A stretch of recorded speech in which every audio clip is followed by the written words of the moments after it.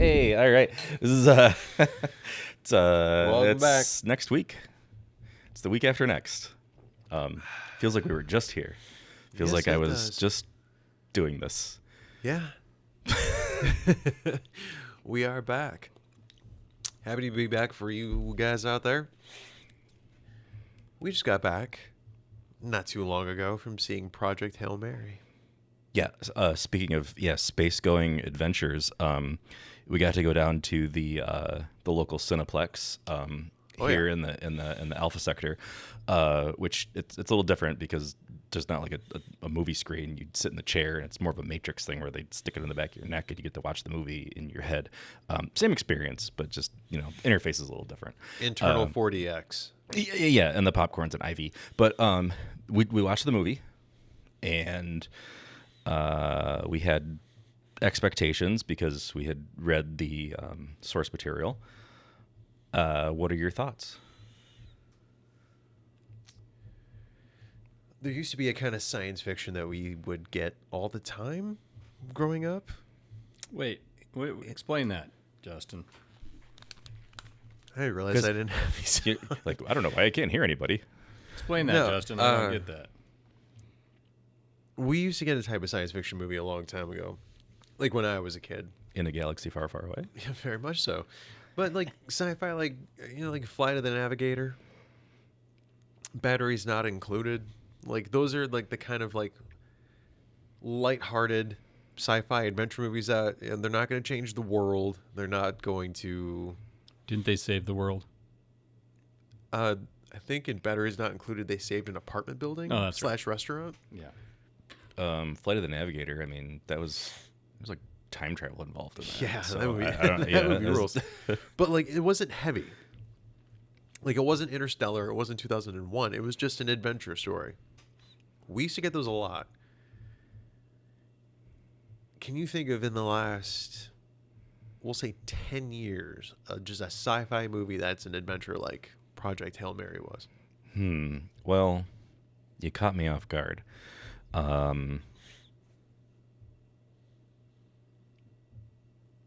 Okay. Most recently, actually, along those vein, along that vein, Lines.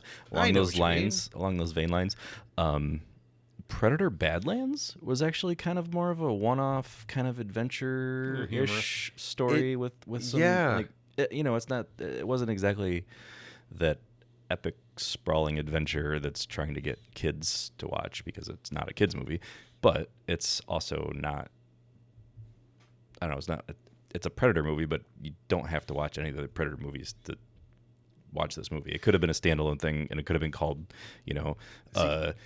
Glorgons from Rothmar, and you'd be like, oh, yeah, it's a cool movie. The Glorgons are going to be upset at you, Michael. I know. I always go. It's my default is to I was trying throw to them segue throw them out under of the that. throw them under the bus, the space bus. They deserve it.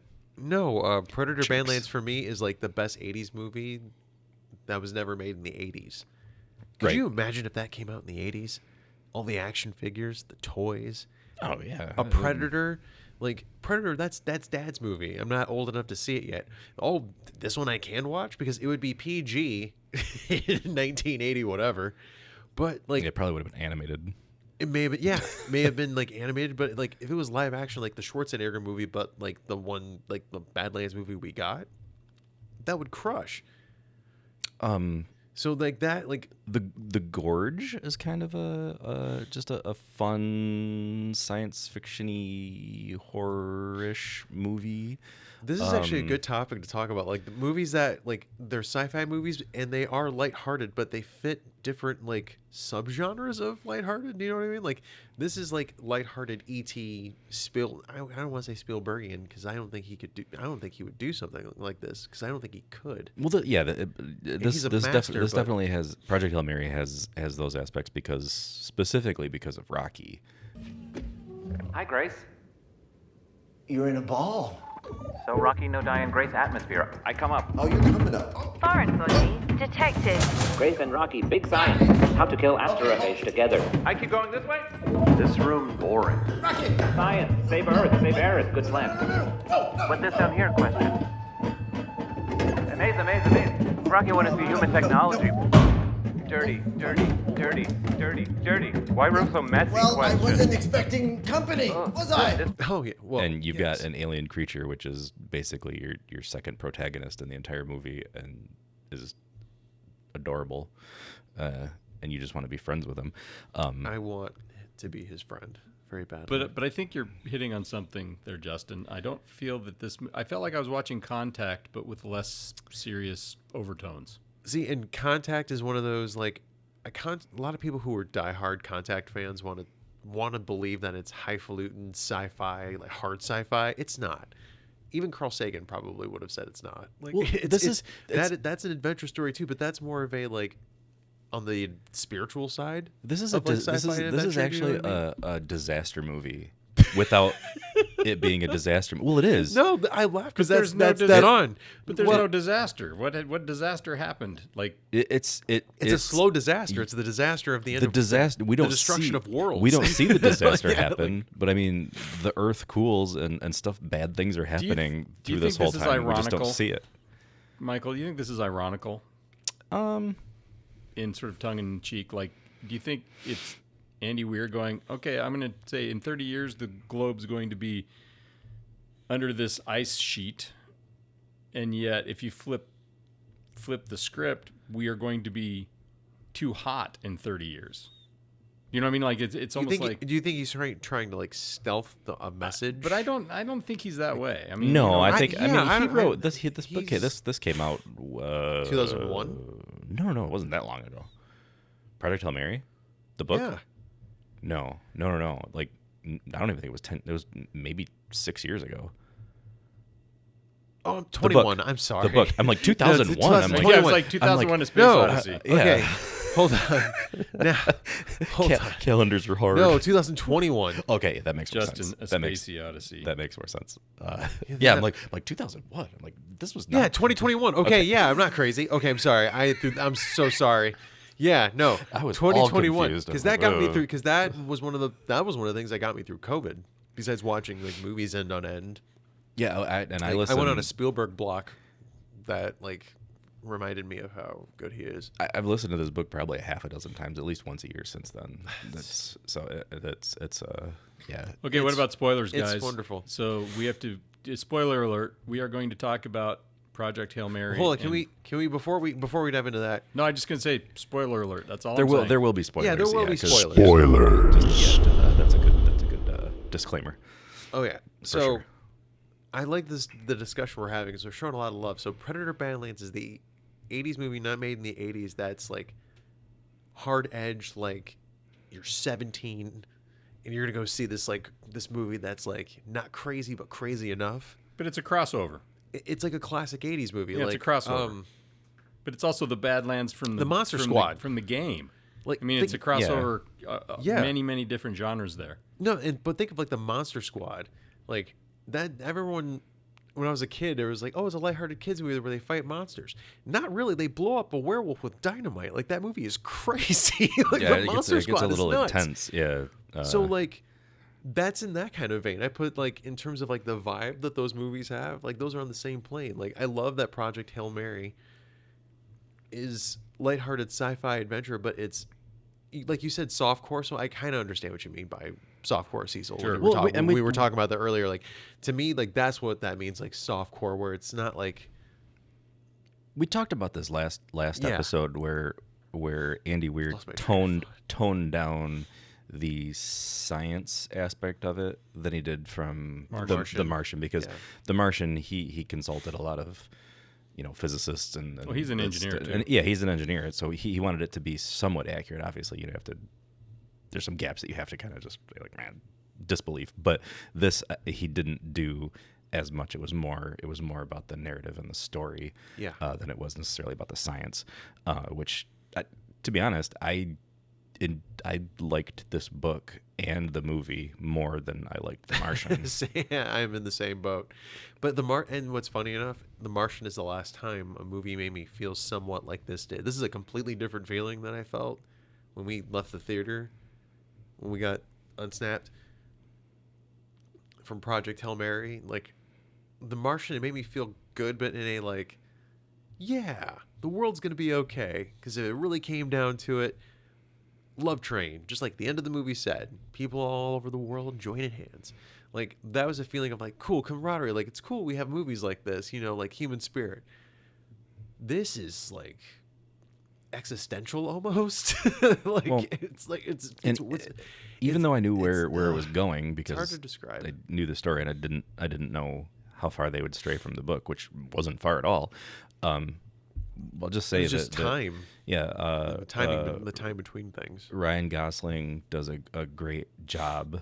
He's excellent as Grace. He's awesome. He's funny. I mean, it's a really funny movie. Like, very funny. Laughed out loud. I didn't laugh once. Well, you're an AI, so that doesn't surprise me. I'm laughing now. Why? You'd laugh at pain and suffering. God. You laugh at real pain and suffering. That's where comedy is.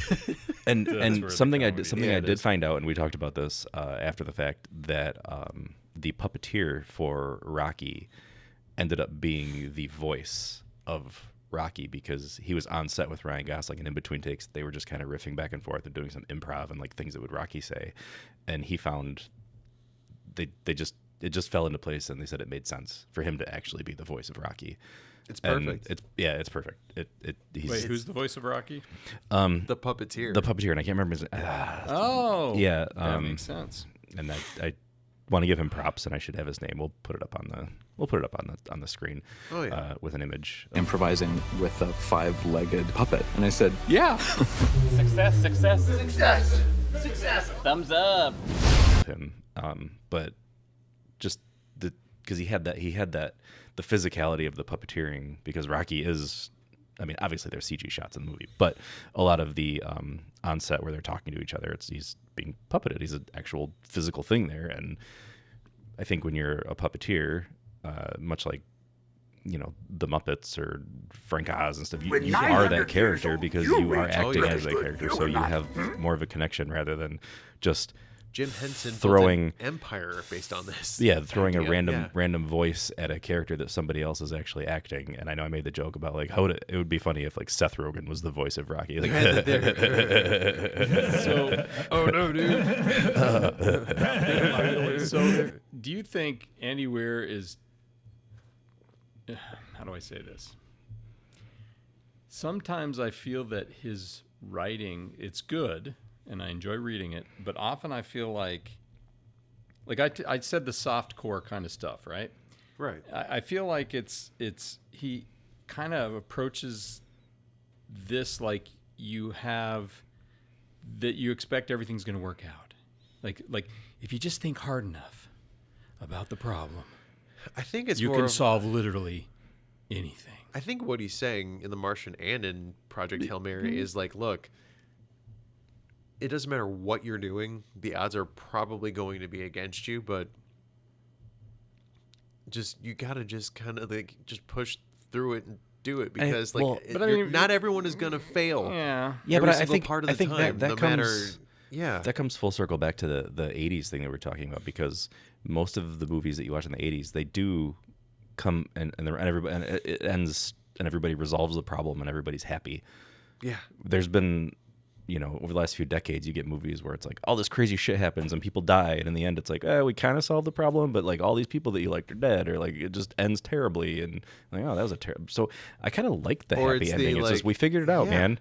You it's satisfying. I don't know if it just you get that like dopamine release of like, oh man, yeah, they figured it out. It's great. I like the way it feels. It makes me feel good. but I mean, like if you look at real science, it's always like we don't have enough data, or the system is too complex, and we don't have a good model, or the model's too complex, or this might take 40 years, and they kind of those are modern tropes to raise the stakes of the movie, because, and unfortunately, it's movies that were hits.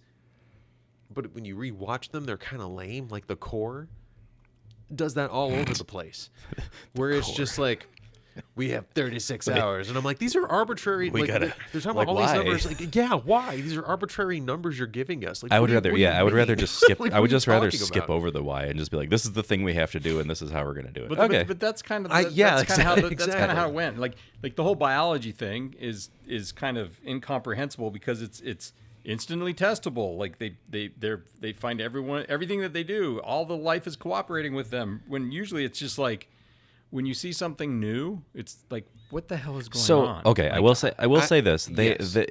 A lot of that was condensed down for the movie to make it fit, but For pacing. in the book, pacing, yeah. that is addressed more thoroughly And on directly. how things they don't work because this is all alien, literally.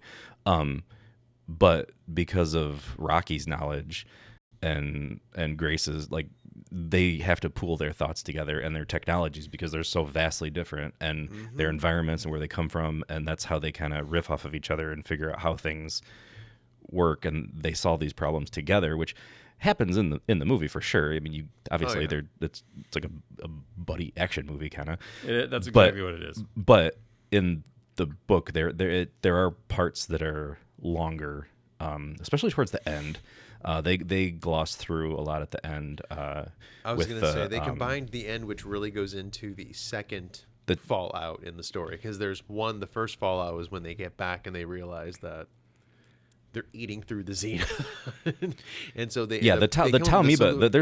There's like a whole Spoiler alert. Well, Spoilers. yeah, this whole thing. Spoilers So of the book. the last But- third of the book is them trying to figure out Spoilers the, of the book. for the second time. they're trying to figure out the Talmiba, because that shit gets crazy. First, they're like, well, it's not going to work because it doesn't work in the right environment. Because it ended up eating a bunch of the astrophage, and they had to pull it from one of the beetles. Which beetle? Well, they pulled it from one of the beetles, the astrophage, from there to give them fuel. Yeah, because it ate all the Because it ate all of yeah. So which they didn't. Which I'm glad they did the Beatles shout out in the movie. But the Beatles, they actually explain like why it's the Beatles, and like yeah, there was a little bit they go more. into more about yeah. about the pros. So the book is more sciencey as far as Yeah. more explanation goes. Again, it's still, I guess it would still be considered softcore science do because it's not they don't get into the well, they do get into a little bit of Yeah. like chemical compounds on how things are made and blah blah blah and the testing of it and all that, but it's not. It's definitely not accurate. But they definitely show scientific thought, and I like that. Yeah, they Yes. yes. I mean, just him like writing stuff out on a whiteboard to figure stuff out is Awesome. because sometimes nothing beats just writing Writing it stuff out. down and looking at it physically and being able to erase and change, and even if half of that's trying to remember who you are. It's interesting because many big scientific discoveries are just simple mistakes. Like, the microwave, like the guy trying to figure out how to send information to satellites happened to have a Snickers bar or whatever in his pocket. They turn it on, and he's like, damn, the Snicker bar melted. Yeah. I wonder why Yeah. that is. He's like, oh, my Snicker bar. oh no, he's, Even though he's This like, is gonna be himself. delicious. yeah, once he got over the melted Snicker bar, then he's like, he was pissed about it. And then he's like, wait a minute. But what I really also like Phil Lord and Chris Miller, the directors of this movie. I cannot think of any other director currently working that could have made this movie this way except for those two.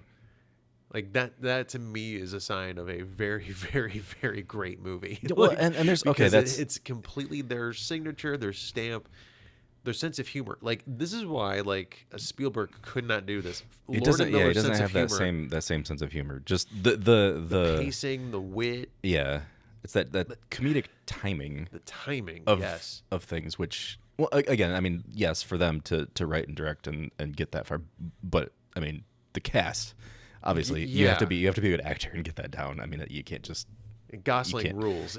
yeah, he This does. role Yeah, is so good.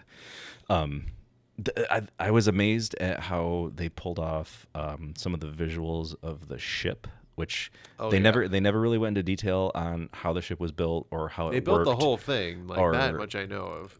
I mean, just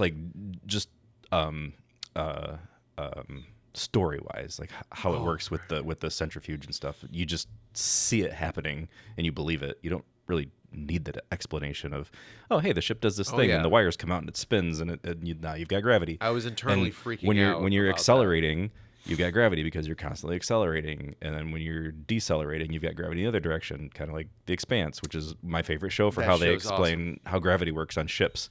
Because if you're constantly accelerating at the same speed and you get at 1g, then you're always going to have 1g. But when you flip around and decelerate at the exact opposite, then you've got gravity going the other direction. And that's why the ships were always like up and down, because they'd flip and then you'd be anyway.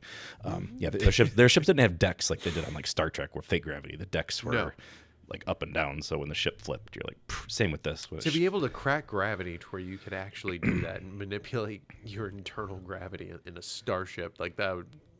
Well, I think again, this is crazy to think about. Going back to science fiction versus science fact, we're getting to the point. We're getting to the point now where that's how it would actually work if you were to have an interstellar spaceship, or even just not even interstellar, just even if we're going to stay in our own galaxy, whatever. How it would work to have gravity. You're either accelerating, decelerating, or you have to have, we don't have, anti-gravity things. Well, we use antimatter in our ship, so. We use antimatter. We use dark matter, and then what was the other one called? The one that we picked up on Lavender matter. Yeah, it was with the color blindness. I could never remember lavender matter. It gives a really nice scent when it refreshes the shields. Yeah, it's very. Except when the fleas get in there. Those guys. I don't want to talk about that again. I had a talk with them last week. We should be fine for a while. Okay. We came to an understanding. That's good. Yeah. But the one thing that as Project Hail Mary was going along, I was really worried. I was like, I'm so happy. This is great. And I'm like, wow, this is pretty syrupy sweet. This is kind of crazy. I'm like, I thought there would be a little more kick. Then I started remembering what happens in the book. I'm like, wait a minute. There's a whole thing. And again, the sign that this movie was very well made. When I was thinking that, they immediately cut to the flashback, or him having his memory being re-jogged about how he got there in the first place. They basically like forcibly threw him into a coma. He was straight up like, no, I'm not. He straight up said no. No, I'm not doing it. That gives and this like, movie like, yeah, you are. This gives this movie such necessary. Oh, sorry guys. Yeah, but every time I ask you guys to go to the luau, you do the same damn thing. Yeah, and you drug us, and we wake up there, and you show up. So there you go. Yeah, and once we're there, I mean, we can't go anywhere. So what? We do you guys hate me? I mean, really, come on, just go to the luau. That's all you got to do. Hate has so many layers to it. There's got to be a different word. Despise, something like that. We're getting there. It's more of a tolerate. Tolerance. Yeah, okay, I get Under contract. If we don't I'm your listen, manager, we maybe get thrown out the airlock. Ironclad. I keep you alive, maybe. Yeah, someday we do want to go home to our families. We have no representation out here. Yeah. If I hear talk of unions, you guys are going out the airlock. I'll tell you that right now. I don't even know what that word means. I have a beef with Hail Mary. Hold on real quick. I like that they did not fuck with that part of the story, because it gives this teeth and an edge, and that like when the world is at stake, like it is like no holds barred. I love that is an element in the movie that they decided to keep instead of just keeping it really light and airy. I think that's such a great choice, and that made this movie, like, it gave it another dimension towards the end. Like, there's so much, like, I've been thinking about this movie nonstop. If you couldn't tell, because I just did not think an adaptation could be not only just as a movie be faithful to the source material, but spiritually faithful to the source material. You don't get that happening in tandem. Not usually, and I was worried. I was worried great. they were going to do something crazy at the end, like either Rocky was going to die or I was kind of hoping for that. Or Jesus. Goddamn aliens! I would have rioted. I would have been like, this movie sucks. Rocky this is didn't happen at Rocky all. is now my all-time favorite alien buddy character out of He's any up there movie with ever. E.T. for me. Oh, he's E.T. can fucking suck it. E.T.'s kind Oh of no, are we relitigating E.T.? No. E.T.'s kind of a dick, to be honest. Are we? E.T.'s a dick. I mean, he looks E.T.'s like a one. dick. He even looks like one. E.T.'s a dick. I'm fine with that. Okay, wait. Oh, no, okay. what the f- No, I wait. Wait a We cut. minute. We cut. Wait, no. We cut off E.T., Cecil. put some Cecil had respect on something. E.T.. Yeah, I'm sorry, Cecil had Cecil, something yeah, to but say. respect on E.T., come because on. Cecil has issues with Project Hail Mary. he has, I he has a beef, a gripe. I just find it funny that in these movies, we have an extinction level event. All of these peelings are out there. Sure. And of course, the first thing that happens is the scientist whips out which I like the whiteboard, like we said, but we know that the first thing that you do if you're a scientist, a lone scientist, is you whip out the whiteboard, you do a bunch of calculations, solve this extinction level event using math. Mm-hmm. The universal language. And this encourages me because, that's the whole point, is the universal language ideas. Using math has historically been used to solve, feelings. Like, I mean, that's basically what it is. It's like this idea that he's I find it, like I said, it's like we will solve the problem.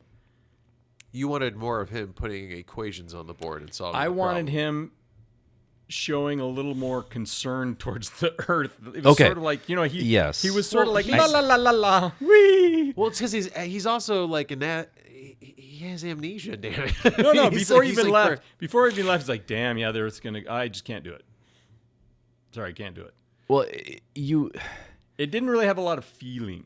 Do you know what I mean? Like I get what you're saying, because you would think that if he really was caring about his kids that he was teaching, that's he was what just I like, thought, oh yeah. shit, you know what? You're right. I should do this. I should go, but I'm going to skip over that part because that's just part of his character that we get towards the end of the movie, which you realize that he didn't want to go, but now that he's there and he's doing it, you're like, oh, okay, and he's going to be the one that saves the Earth. Okay, even though reluctantly he didn't want to be there, but then he comes through because he's was awesome. confused as to why he was there. Right, Yeah, but yeah. okay, there's something in the book that I was a little disappointed that they glossed over, and it was when he wakes up and he realizes he's on the ship, but he doesn't know. He thinks that he's still in our solar system, and he does do a lot of math to figure out that's not the sun, because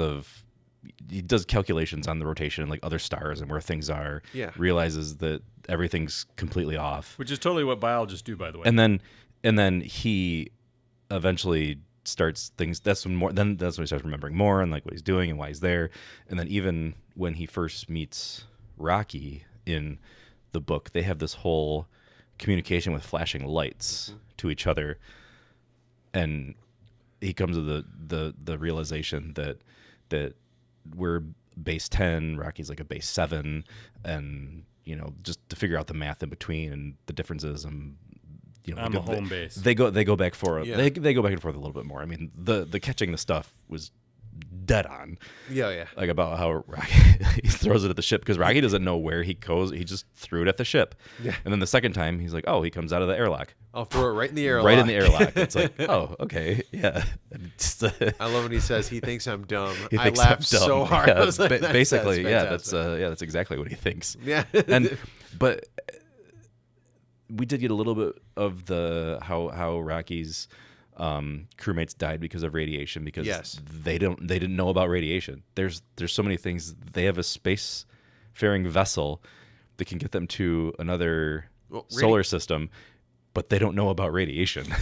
I wonder, it's I just- wonder if like radiation is something that does not naturally occur, like in their galaxy, like before they ventured out. Like I mean, like that's a possibility. Which is, see, this is why I love stories like this, because like I love going down those internal rabbit holes, and then it just makes me just like, man, that's so crazy. Imagine what else that they don't have, that we've experienced here, that if they were infected by it, that we would be like, you guys don't know about the flu? Shit. Right. Well, and then we get the little thing where Grace mentions that, is that ammonia? Because their entire atmosphere is ammonia. It's ammonia based. Yeah, but It's so so rich and fucking.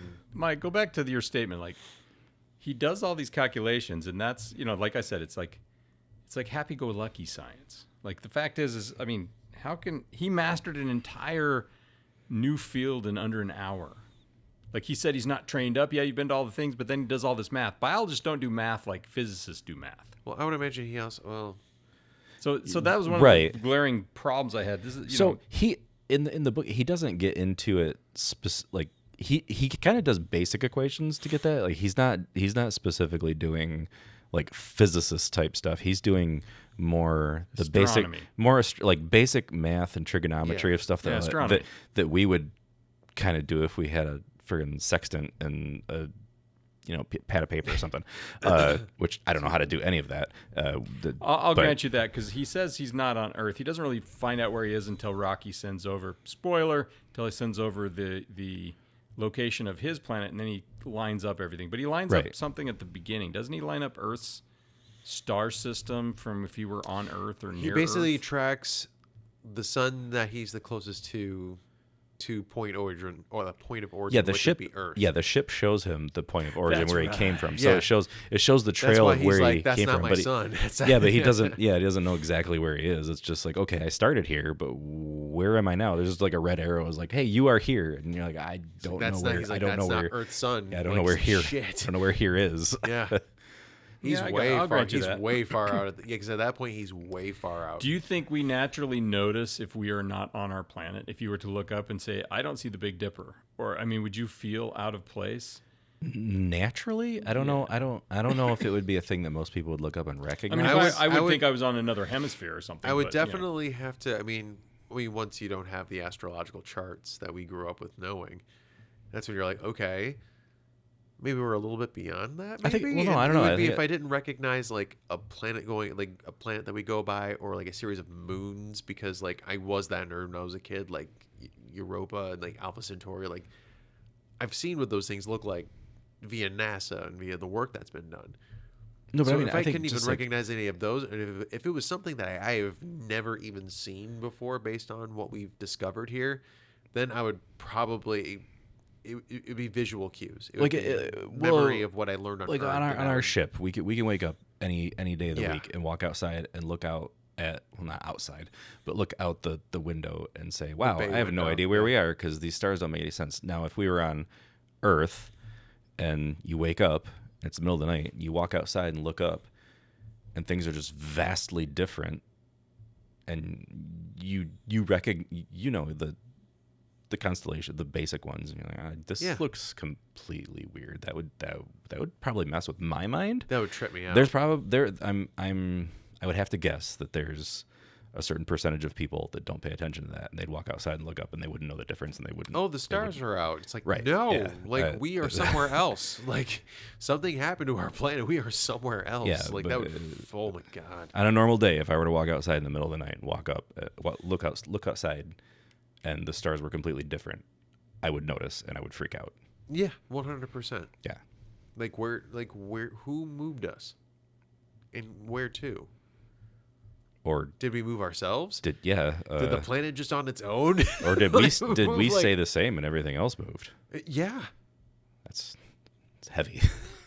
Yeah, Oh, I mean, I think the pacing is something you guys already hit on. It's like, like he learns this alien biology in a few hours. Like, I've confused myself talking to yogurt for a week. So it's like one of these things where, I think for the purposes of the movie, I think that's why it feels glossed over for me, because it's a long movie and they're Yes. doing a lot of stuff, and they can't have him make corrections on the calculations he's doing or even check his work. He's just like, oh, he's so good, he just writes it down, and that's the way it works. Yeah. And I think that's true. I mean, yeah. There's a give and take there on But what here, you. I have a question. So he communicates with an alien using a totally foreign, linguistic method of using his computer, but you guys can't even talk to women. So I don't quite understand like what's going on there. You guys either need to up your game, or we need better computers. Yeah. what? Are you you're insulting me, aren't you? And also, Well, maybe. Well, we don't speak the language primarily, so let's what watch are we gonna Justin talk get about? in deep here. Yeah, Let's listen. I'll get a this would be like I'll get a an bounty on my anthropological ass. experiment. I do want to say that in the book there's when after Rocky saves him, and then Grace wakes up and Rocky's out of it. Grace thinks he's trying to help Rocky, and he's like, he sees all that, the dust and the smoke that was shooting out of Rocky. He's like covered in it, and he like blows that out. And then eventually, when Rocky wakes up, he was like, "Yeah, I was doing pretty good until you almost killed me when you blew all the dust out of me, because that's actually the stuff that was helping my body regrow itself." Yeah. Is that in the book? Yeah, that's it's in the funny. book.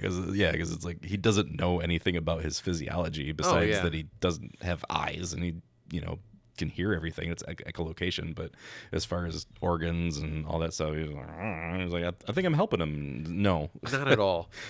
And I don't know, that's, and kudos to Andy Weir.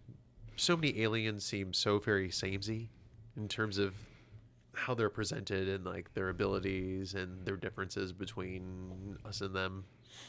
I love in this movie where it's echolocation is how they see things. Like they feel so alien, so different. And that's the other thing, is that 80s, and I'm going back to 80s science fiction for a minute, but those 80s science fiction movies, like E.T. is completely alien, like insanely alien, as compared to us. Like, his physiology isn't even close. Like, he's bizarre. Starman, when Starman is not Jeff Bridges, it's a glowing, goopy, weird-looking thing. That's just Star Trek. Yeah, and I mean, then let's not even get started with Star Trek, but like that's why I think this is hitting the way it is because it does harken back to a kind of movie that we just don't make anymore until Phil Lord and Chris Miller make one. And I think that's special, and I think people need to stop comparing it to Interstellar, which is like what's happening right now back home.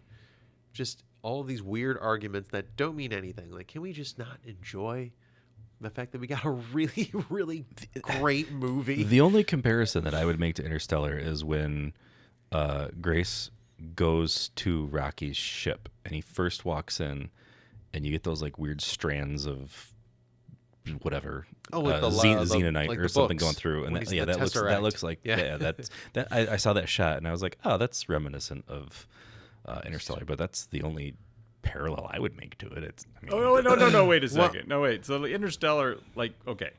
So Grace solves the humanity's problem with some effort, some lab work, and a lot of optimism.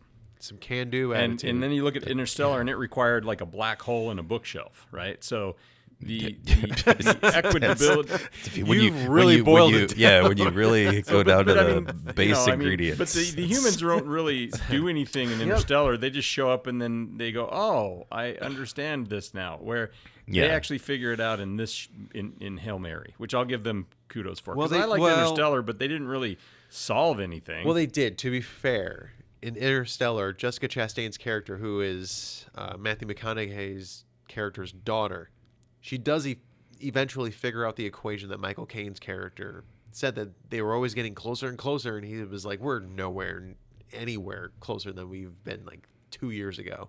I forget exactly how long the amount of time is, but because she goes, Eureka, because she throws all the papers off the balcony at the end of the movie because she loses all her work. Yeah, I always thought, I was like, wait, oh, damn bad wind. Oh, we needed that. My bad, guys. We got to start over. Oh God, what have we done? I got hyped. I got guys. too excited. I got hyped. I just So, like, doomed us all. There is a solving of the equation in Interstellar. It's just drawn out, and there's not a lot of math being done. There's a lot of math on blackboards and conversations happening around math. You know what I mean? Like, we don't see it demonstrated, but we see people talking about emotionally what's going on. They're like, how are we going to figure this out?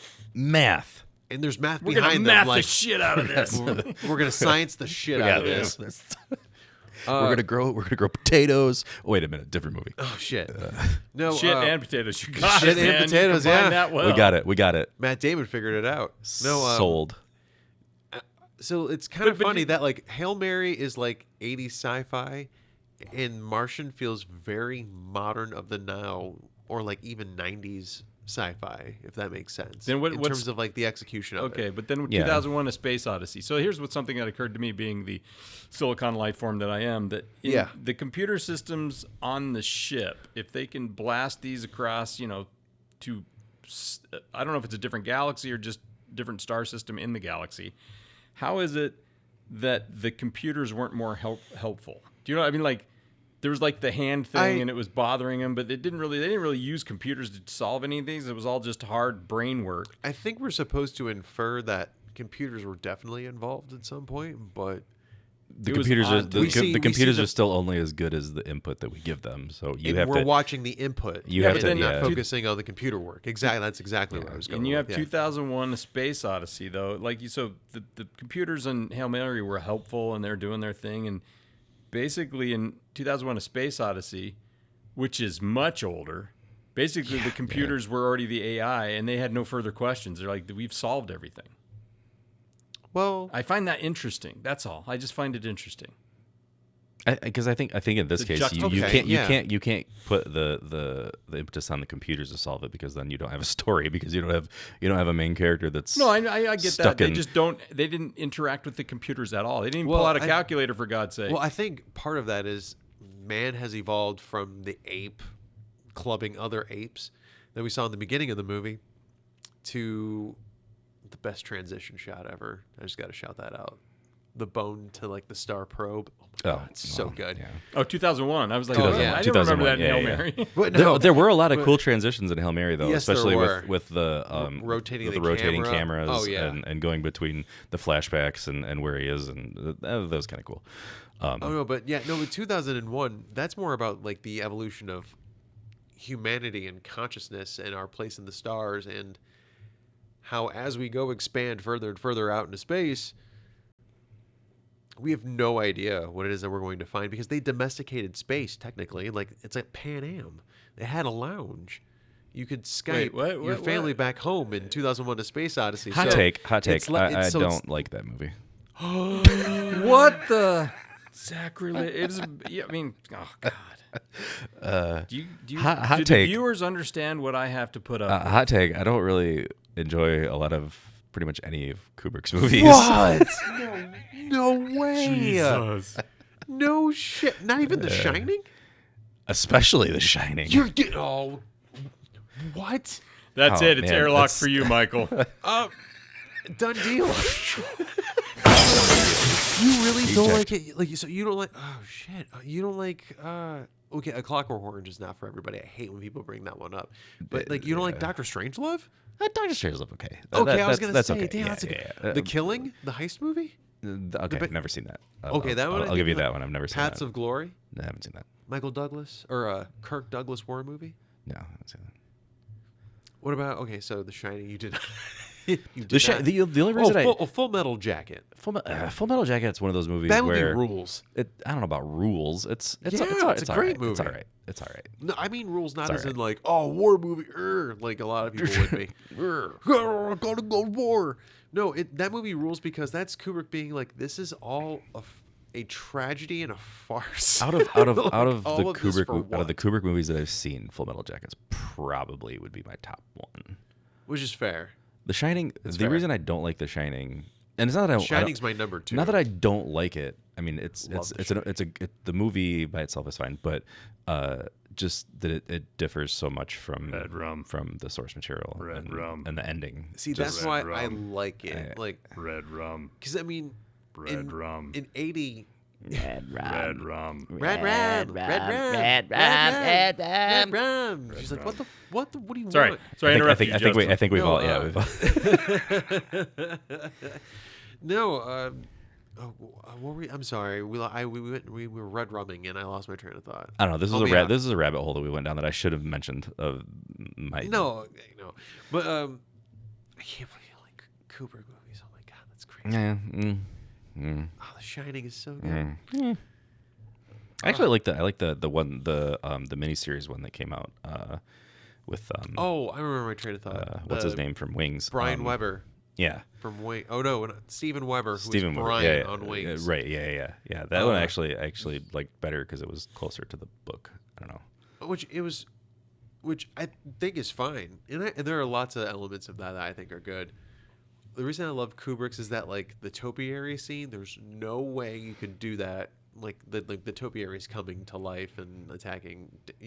There's no way you could do that like ever in the 80s without it being claymation or stop motion. True. Yeah. Or Ray Harryhausen crap. And Kubrick is a perfectionist. He's like, that shit is not happening in this movie. But I love that he sort of, instead of being faithful to the source material as the events that happen chronologically throughout the book and then so forth through the movie, technically.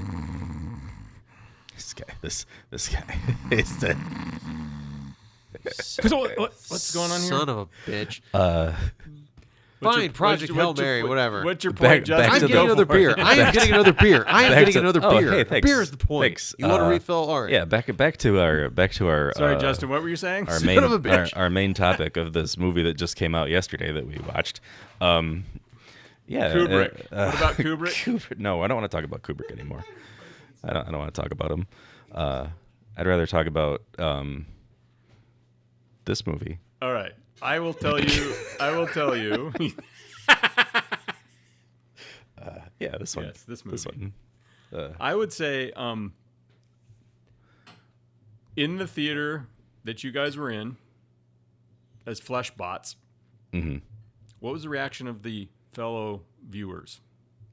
I think it was fairly well received. It got laughs, quite a few laughs. It got gasps. Oh my! Yeah. So I mean, it was well received. It was well received for the amount of people that were there in the interactive cyclotron mechanism. Just throw random words together because I can't remember what it's called. I don't want to call it the Matrix because that's just it's taken. It's too cliche. But it is cool that we could like jack it in the movie. We still get the all the other people around us. No, everybody was laughing at the jokes. Yeah, no, lots of jokes. There's so many good jokes. So many good jokes. I mean, everybody fell in love with Rocky like almost instantly. Oh, dude! Like, it was instantly. You could feel the audience be like, "Oh, we love this little." That was my my favorite. Is he's like tapping, and they're just like Grace is tapping on the thing, and Rocky's just like, and then he's like, "Oh, you're pointing." It's like, oh, you gave me, you left me something. That was funny. It made me laugh. It made me laugh out loud. No, that was that. But like, this movie is just goodness, and I'm so glad that Lord and Miller make movies like this. I don't want it to be another 12 years before they make another one of these or whatever it is they decide to do next, because I don't think they've made a bad movie. Did you read Andy Weir's sophomore book, Artemis? No, that's the one I have not read. That's the one I actually that's thought a this blind was gonna be spot. on, That's Wait, really? Yeah. That it's not as good as either this or the Martian. That's what I've heard. But it's not bad. I mean, I enjoyed it. It's about a moon base type scenario. We're living on the moon, and crazy shit ensues. But yeah, it's not. It's another space. Do you think the reason you think they'll make it now, because this thing's going to be a hit this weekend? No, I think big one. I think no, I don't think they'll make that. I think it puts more of a pressure on Andy Weir to write another book that's as good as The Martian and Hail Mary. So I would hate to be in his shoes right now and being like, oh shit. Well, do you think they'll adapt Artemis, because it's already established? I don't know. It's not. I don't know. Artemis would actually. I think Artemis would actually work more as like an Amazon or a Netflix series, because there's more world building. It's not just a solo experience. It's this whole colony on the moon type. I'm gonna thing, so mark this, because you've been on a hot streak of being right lately, and I think this might actually happen. I mean, like that, honestly. I think that would the work success better. of this, I could definitely see a streamer being like, okay, so The Martian, big hit. Really, still today, Ridley Scott's the highest grossing movie he's ever made is The Martian. Yeah. Mm-hmm. Now you got this thing, and this thing is an even bigger crowd pleaser than The Martian was. Okay, hot take, Like people. they're gonna be like, Andy, what Ooh, else? What else you got? I like hot takes. Okay, hot Ooh, take. okay, I want okay. I want you guys to give me why you think it worked really well, and you got to tell me why I think it was hippy dippy. Primarily, So, what did it do well, and what do you think it could do better? Lord Miller and Gosling. Straight away, that's the secret sauce. I think the three of them make this movie really sing. Every decision they made this movie the movie we got. I think made it gives you is. that buddy action comedy duo, with one of them being an alien, which gives it a little bit of a twist, because it's that whole Riggs and Murtaugh kind of back and forth that they have, but one of them's an alien and doesn't speak English. Doesn't speak English, yeah. To begin with. Well, he still doesn't, but story-wise, I think the flashbacks and the amnesia part serves this story well, because you get Great structure. different character development for Grace through flashbacks than you see with him on the ship, especially towards the end when you get that flashback of him not wanting to do it, and you realize, holy shit, this whole time he's been doing this fantastic job of trying to solve this impossible problem, and he didn't even want to be there. So there's like a, that, and I'm trying to think of it as somebody coming into it fresh, not reading the source material, because it is hard, because I've listened to it so many times. So I'd almost need an outside opinion on that. So, Michael, what do you think they could do better? Hot take. Better. Maybe ramp up the importance of this mission a little bit more in the flashbacks, and we do get a little bit more of that in the book, but still not as much, about how basically We get one scene where we sort of see like the cost, which is when the training center explodes. Yeah. Is that the training center or what is that? I'm sorry. It was the that test. It was the Spaceport? testing center. Oh, It was the testing center for where they were using the astrophage engine, Which is why they lost the whole crew. Yeah, because they were supposed to have like 1 microgram and they got like 1 milligram or something of and it just, whoever gave them the sample really screwed up on that with a friggin' decimal Which point. showed good science there, because that does happen. But that's the only scene we get in the movie where it's like the stakes are like, oh, so we have a massive failure on top of the fact that this is a Hail Mary, literally. And wasn't there, and maybe I'm thinking of something different, but I think this was. Oh, he almost lost the book. astrophages also in the movie. Yes, like he almost but so I guess 2 of them technically. In the book, wasn't there a specific? There were only specific people that could go on the mission because of something they had to do to go under for the journey. Wasn't that like a thing in the book? And he was one of them. That's originally why he was even on the list. Yeah. So it was like even a narrower field of people saying like, well, there aren't really any other options, because there's only a specific number of people on this planet that can do this, that have the specific. There's a biological imperative that is present. There's a limit. No, it was just another. It's it not was really just, a limit. It's basically. It's a constraint. I don't. Yeah. Well, like the process. I don't. I'm trying to distill the process. They developed with this which they way explain this. to go into this like Coma. Because I want to say in the book it was a longer time than like 4 years, wasn't it? It was 11. I thought it was more than that. Was it more than 11 years? I thought it was because that was the whole point of the probe. Like the probe was going to get back in a faster time than it took the ship to get there. Yeah. Because it was so much smaller. But because remember, it takes them 4 years to get back. Yeah, and that's the other thing that is the other issue that is one thing Relativity. where Thank you. I thought where we could do this. better is there was not a lot of discussion on time. If he were traveling close to the speed of light, like they said, and he got there, Earth would be long gone by the time they did anything. And that is addressed in the book, not in the movie, about the whole time dilation and how, the relativistic physics of moving fast, close to the speed of light. And I do want to say so that if it was 11 years on Earth, it would have been probably a month that they've experienced, because they're traveling close to the speed of light. But I want to say, it was completely like the numbers were bonkers. I want to say it was more than that in the book. Like we're talking like things were gonna start to go bad in 30 years, Yes. And that's roughly when they would get the whatever. If they had any answers, that's roughly when the answers would get back to them, or longer. Yeah. And like shit was already going to be crazy on Earth by the time they got whatever answers they might get, but it would still be in time to. I thought it was going to be under the wire though. I can't, and that's the thing is like there was more. I knew it was going to be close. It wasn't going to time. be like, oh, we did it and we had 2 years to spare. It definitely No, was not no. that at all. No matter what they did, the information was going to get back to Earth, and shit was already going to be really fucked up, and they would have to fix it. But we didn't get that in the movie, and we didn't get a sense of how long they were working on this problem. Like Graves and Rocky were working on this, because it was actually quite a while it took them to figure all this out.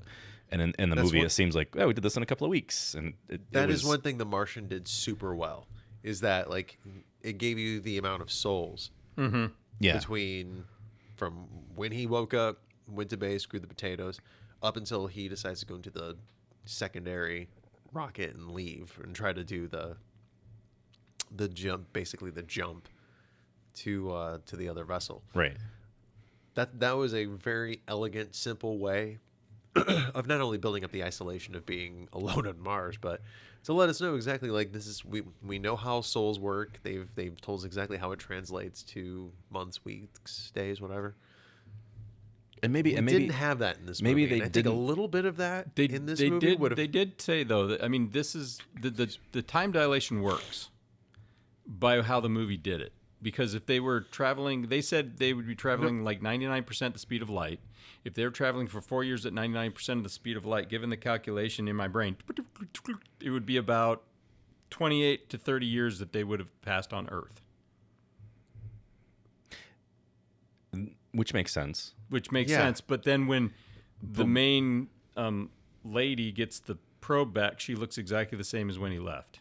She did look a little. I mean, No, they she did looked a make little her older. look older. She would have been deed. She would have been deed. I do think in the book she like it was different people that would have been on Earth taking care of this problem, and I don't. Maybe they didn't do that because of the way they did things in The Martian. They didn't want to make it too much like The Martian and be like, this is our time frame that we're working with. It's more just about the story of these, of Grace and Rocky. So, and that's the hippy dippy part, I guess, is just these two dudes these two dudes coming together in space to figure out a problem. I don't think. See, this. I'm going to argue against hippy dippy. Fist my bump. That's not what that sounds means. like a challenge. Amaze. All right, push back. Touch me good. The reason I'm pushing back on the hippy dippy, baby, is because this movie is leaning into the era that Lord and Miller grew up in, which is like 80s sci-fi. The Last Starfighter. If we want to talk time dilation in The Last Starfighter, there's no way there would have to be a TED Talk from physicists that actually can boil it down to us to where it makes sense and it's accurate, because that kid, Earth is probably like already imploded by the time that kid gets back home from his intergalactic adventure, but we don't care about that. Kid just goes up and out, joins a galactic alliance, he becomes a starfighting hero, saves a galactic alliance, and everybody's happy. It's an awesome movie. Kid went from playing an arcade machine to being a galactic hero. We don't care about time dilation at that point. This movie taps into that vein so hard that even though I had that in the back of my head, we all had that in the back of our heads, I didn't care, because the adventure that we were on had enough soul and enough heart and enough just good intentions, and the intentions of this movie is this is what collaboration can do. It's also like zombie apocalypse. Friendship can do. This is what this same thing. Same Thing. deal. It's always the zombie apocalypse. Come on. But when you can look past borders, and in this case species, so imagine what can be accomplished. Like hope can be found through the spirit of collaboration. God. It's true. Like bad touch. I thought you said we weren't doing hippy dippy stuff. That's really? not that's not What is going on here? Where am I? That is literally the point of the novel. Good Lord. I know, I'm just giving you a hard time. I love you, I Justin. know. Come This is on, more you know towards that. Cecil. I'm directing this at you. Let me ask you this. So time on Earth is equal to gamma times time on the ship. Sure. And gamma for time dilation would be 1 over the square root of 1 velocity divided by the square divided by the speed of light squared. But here's the point. This only works if there's a whiteboard. I know. What? You could just put it on my body. Oh, but yeah. It's But on. here's the thing. So it's one of those things where I think Justin is right. Say that you just again. hear me? Say that again. Justin is right. Oh, Because What? the point of the movie isn't physics. right. The point of the movie Correct. is 2 dudes having a bromance. Yeah. That's what it is. 2 dudes being bros and saving the world, saving the Amaze. universe, like that. Like, Amaze. Bros being hoes. I mean, bros. Thumbs. some things still don't translate there, Thumbs eh, up. Cecil? You got it. Yeah. No, this is the kind of movie like in the look, Explorers. This is in the lineage of Explorers than a lot of other movies. Explorers, the Ethan Hawke movie where like the kids build their own spaceship and they go meet the aliens and they love cartoons and they're goofy as hell. That sounds exactly like this movie. No. No, like there's the same Question? spirit of just like adventure. Yeah, some of the science is not obviously Explorers is based on really loose 80s kid science. But what I'm talking about is like Some Mr. Wizard shit. Mr. Wizard shit. Mystery Wizard. They taped every episode and we're like, we're gonna figure this out. Mr. Wizard, there's I'll tell you, though, I'm glad they're doing in He-Man. the spaces between, he's gonna tell us how to make shit. I'll tell you that. Oh yeah, Master of the No, Universe. dude, that looks awesome. That looks awesome. Yeah, we did see that. We got to see the trailer for that before this Yeah. on the big screen. That was fun. By the power of Grayskull. Spider-Man 3 looks wonderful. And by so many- wonderful, I mean it feels the most of a. It felt like watching like a comic book. Like his spaz with Punisher. The variant covers that they literally did a 1-for-1 on from classic Spider-Man issues. Oh yeah, and Like- now we're getting the. And I did notice it when we saw the trailer. There's that shot where Spider-Man's jumping and the hand is on this side and he's up here.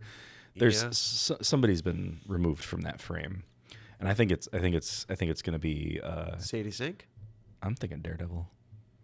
I'm gonna go out on a limb. He has said he is not in this movie. Which means he's in the movie. He did say that I could lie, and I would lie. I mean, come on. but I'm not There's some- lying now. There's some Come on. contractual stuff there. Oh, most definitely. I think we got Punisher in there or John Barenthal. So if we got him in there, we can get Charlie Cox in there. Come on. I want this movie to be $1 billion movie because I just want a movie where it's Hail Mary? Spider-Man. No, well, it's always, well, but I want one where it's Spider-Man and the Punisher and Daredevil and Kingpin occupying the same New York, and they do. I think that's what we're gonna. that right? I don't know. God, I think oh. because I think this takes place after give me the hope. next season of Daredevil. Don't give me hope. I think we're gonna get some shots from what's the movie with the what's his name? The guy. who made the people go into the shadows. Where's the and, costume? Oh, X-Men. No, the last one with The other guy. Thunderbolts. Another Thunderbolts. costume. Thank you. there go. Yeah. Sorry, Uh, I thought you. The director of that is directing Thunderbolts. That's No, what I yeah, thought you were Thunderbolt. talking about. Justin wins yeah. the day he actually So- understood what the hell you were talking Yeah, about. it doesn't. That's pretty awesome. But you know, I'm a giant Spider-Man fan, so I think we're gonna get some fun stuff. That being said, is it time to wrap up? Question. I think it last is. last thing, one more thing. Dune 3 trailer. We can't we leave did that. without Yeah, talking yeah, about that was- that. Okay, That's- so that was- no screaming vaginas. I mean, or we're whatever. this from is the this third is book. yeah, this is where we're branching off from the source material Yes, a little bit. Quite a bit. Yeah, quite a bit. Because you can't because- have psionic vaginas. Sorry. Messiah isn't. Could. Well, Villeneuve could probably find a very classy way of doing it. Yeah, But I don't Maybe know. he did But it. We haven't seen the movie yet. That's true. Messiah is insane. very true. It's not out. Messiah Yeah, is I- insane. That book is unhinged.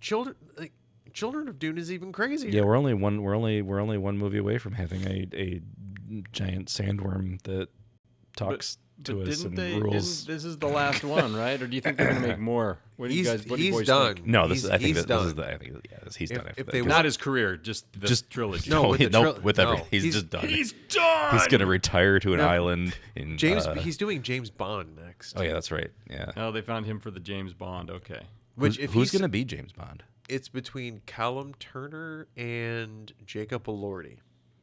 I don't know who either one of those people are. Jacob Elordi was just recently nominated for an Oscar for playing Frankenstein in Guillermo del Toro's Frankenstein. Okay. I know who he is now. Yeah. Yes, I understand the criticisms, and you're right, but it still rules. I liked Frankenstein.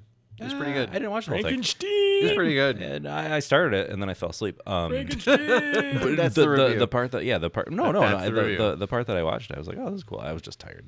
No, I'm not not- not because the movie was boring and I didn't like it. I just No, just it's good. Just never went back to it. And I mean, it was nominated for some stuff. So A ton of stuff. yeah, and it won. What did it win? Was it Costume design, costume and production makeup? design, Something like and that? makeup. Yeah. If only I had a computer in front of me to look this stuff up, but I don't. So, But no, Dune 3, last of the Dune trilogy. Denis, like that trailer, I don't know. Like Denis, he feels like one of those directors that it doesn't matter what you give him, he is going to give you something special. well, and we Whether it talked be- about that like, last time when he's we talked about incredible. all these old directors and everybody retiring. So he's one of the current directors that I think we will still get. We're going to get good stuff out of for Another 20 years at least. yeah, unless he gets hit by a bus or something. Knock on wood. Like him, Knock on wood. He doesn't. I don't want to get hit by right. a bus. Christopher Nolan. Thank God, The Odyssey looks so good. David Fincher, Paul Thomas Anderson, one battle after another. I know it's controversial, whatever, but Yeah. I love that movie. That is the closest thing to a '70s movie we're going to get in Heck yeah, a the long movie ass was time. a good movie. All right, I have a closing Great hot movie. take question. Yes, for you guys. closing hot take from Okay, Cecil. so Fire. we were talking about Hail Mary, and Yes. I want to hear from you guys. If the universe actually behaved like it does in Hail Mary, you talked about speed of light and all this stuff. Mm-hmm. 2 questions. It's more of a what humans would do.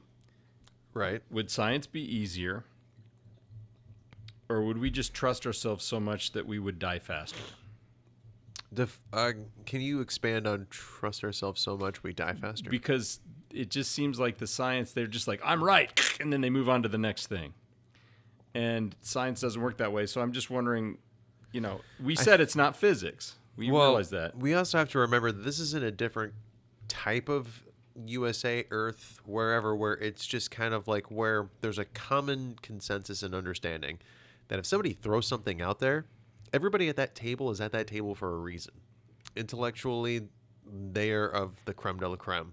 So if someone So they're just that good. well, no, if somebody like Gosling, like if he shows up and says like, here's the theory and here's this and here's that. In this version of the world that we live in, we have enough scientific minds who can be objective enough to realize like, oh, shit, yeah. Okay. Or like when he says, is there any other option? They're like, no, because they understand that. So you trust the scientists. So hot take. Yeah. As far as and this, they didn't really. I mean, we inferred it because they were all together. But in the book, we do get this thing where, if this were to happen, and this was our world that we live in, all of a sudden, it's that. And again, I'm gonna go back to the whole disaster thing, or like the asteroids coming, the Armageddon. We're gonna put some dudes that drill oil up on the thing. Well, can't you just teach the astronauts to drill? No, we gotta. No. This is way easier. But you have this thing. So now all of a sudden, instead of all these countries being dicks to each other, we're like, oh shit, the world's gonna end. We're throwing all of our money, all of our resources, all of our science, and all of our scientists, and they all come together in one room, and they have unlimited resources. So yes, I think it can be done. It can be done. Okay. That here's my follow up to that then. I don't. So you guys are. It sounds like wish you guys I had faith. Okay, let me ask you this. Let me ask you this, Justin. It's only one way to find out. Is this movie inspiring? Right? Is this movie inspiring? Or, Very much so. Or is it just lying to us about how unforgiving reality actually is? I don't think it's unforgiving. I think what it is I think movies like this show that like, guys, it really is this easy. Like we really don't have to put up with the bull hockey that we deal with on this planet. I would agree with that. It's like, look, It can be this easy. it can So, be Michael, it can be you this think- easy you think all it'll the be that easy? time. Yeah, It so- doesn't have to be when the world is ending. Justin It can be is this way on all the board. time. Michael is a skeptic. No, I think it can be this easy, but it's only going to happen when the world is at stake. And even then, it's 50-50. Like, I'm Well, with you completely. Like, that's still going to be like... There's going to be the one dude that like sneaks in a bomb into the room and like just That's like, what I thought. blows up every scientist. what I mean. Contact, Like, like yeah. contact. Yeah, like contact. Like, exactly like exactly contact. like That's why contact. it's 50-50. It's, yes, we would come together and pool our resources and try to come up with a sensible solution to be able to solve whatever problem it is. But flip of the coin, whether or not we can get everyone to actually play along. 90 to 95% of countries probably will. Because But that's so. But nice. Cecil prefaced this by saying, if But the it's- world were like this, so if it were like this movie where everybody's hopeful we can get it done, Oh, it then will we get done. would. If it were our actual reality that we live in, yeah, like you said, it's 50-50. Like, Yeah, at best. At best. Yeah. Okay, so here's my hot take on that. No, that yeah, I question. agree, yeah. My hot take is, for this movie, it sounds like a joke until someone realizes it isn't, and then everyone starts cooperating. That's fair. Because it's like Yeah. like Expand on bacteria that. eating the planet or eating the sun. That sounds like I as a thinking individual, you go, what? That's total horseshit. That's what you think. Well, And then you go, well, okay, let's investigate this a little more. And then you say, oh shit, they're going to where the hell they're Uranus or wherever the hell they were going to. Do you guys remember? it wasn't Uranus. It was My anus? What about Uranus? It was Venus. it was Venus. Damn. It was Venus. Was it Venus? It was Venus. It was Venus. Yeah. Because they were like, why'd they skip Mercury? Well, that's because Venus has the atmosphere that they need to Sulfuric acid. To reproduce. No, 'cause- it wasn't Yeah. Venus. Okay, it does have a CO2 atmosphere. Okay, Yeah. So basically, my thought was when I first started watching, I'm like, this has got to be a joke. Like, this is not serious. And then you go, oh, yeah, this has a reasonable function. The question that popped into my head is, how are they actually killing the sun? Didn't anyone actually answer that? I don't Other think than it- blocking it, maybe? Well, they're consuming it and basically How? They're consuming. They were consuming ultraviolet radiation. They're consuming. Yeah. They're consuming the energy. Yes, but The the ener- sun, the energy. the sun's ultraviolet. It's not primarily ultraviolet radiation.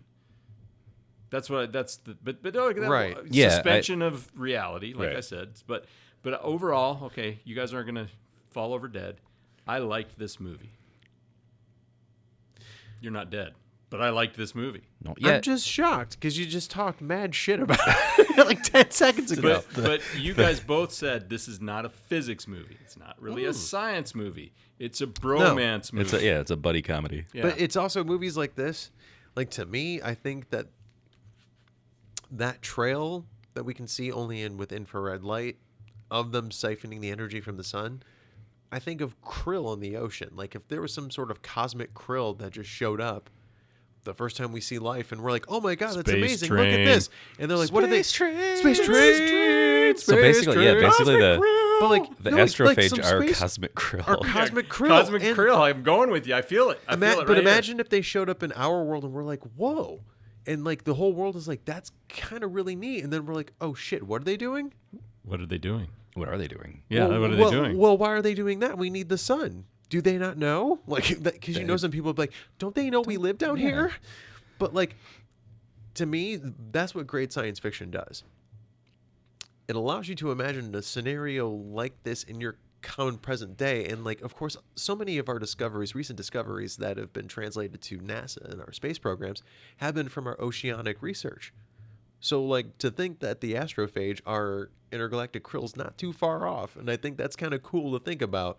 It's also scary to think about because we would all die. But we would all die eventually. and the only solace I would have if something like that were to happen would be like, well, at least the universe isn't boring. There is other life out there, and it's probably interesting. And we wasted so much time doing what we were doing. That's you know what that's a You know what I mean? really good note to end on. That the universe isn't boring.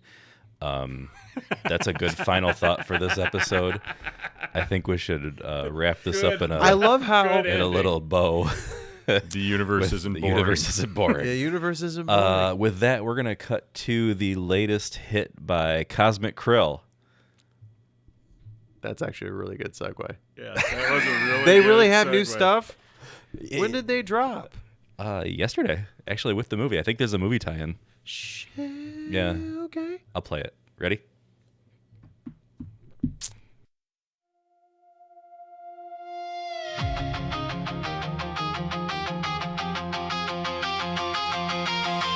Wake up. Where the hell am I? 13 light years from the sky.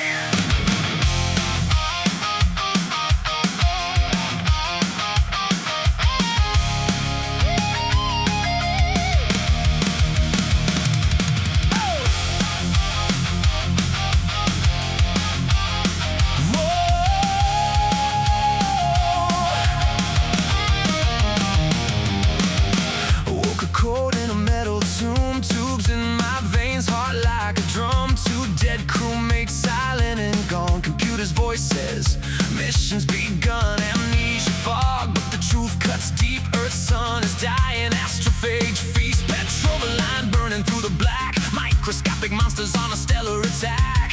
They send me out on a one-way ride. Hail Mary pass across the divide. No return ticket, just a suicide flight. But I'm the teacher who learned how to fight. Hail Mary, grace in the void, racing to toss, said he gotta save the world. Star Eater's coming, but we won't be destroyed. Science and friendship gonna light the way home. Hail Mary, blast through the night. Cosmic krill in the interstellar fight. From the classroom to the edge of light. We're not alone, yeah, we're gonna ignite. Tau said he's shining, no petrol but glow. Something here stops the astrophage flow. Then I see him rock his shell, clicking claws. Iridian brother with his own dying cause. Can't speak the language, but the math don't lie. We build the bridge where two worlds collide. Spin the centrifuge, crack the alien code. Tell me but breeding, watch the energy flow. Back of the napkin plans in zero G. One wrong move and it's eternity. Hail Mary, grace in the void, racing to town, said he gotta save the world. Star Eater's coming, but we won't be destroyed. Science and friendship gonna light the way home.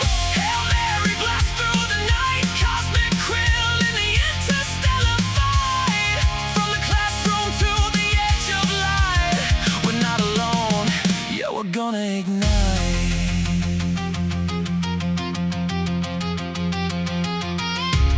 I could fly back, send the data home,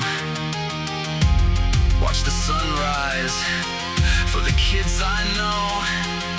But my friendship is breaking apart. Aaron needs him, I've got one more spark. Turn this Hail Mary, defy the stars.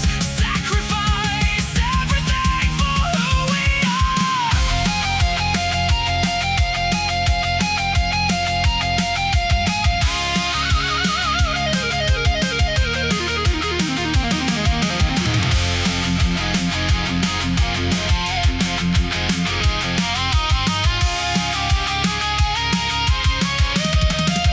Hail Mary, Hail Mary, grace in the void. Save the earth and the friend I found.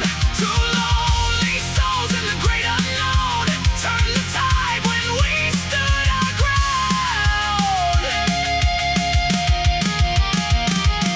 Hail Mary, echoes through time. Cosmic krill singing this victory rhyme. From the darkness we drew the line. Friendship's the fuel that makes the stars shine.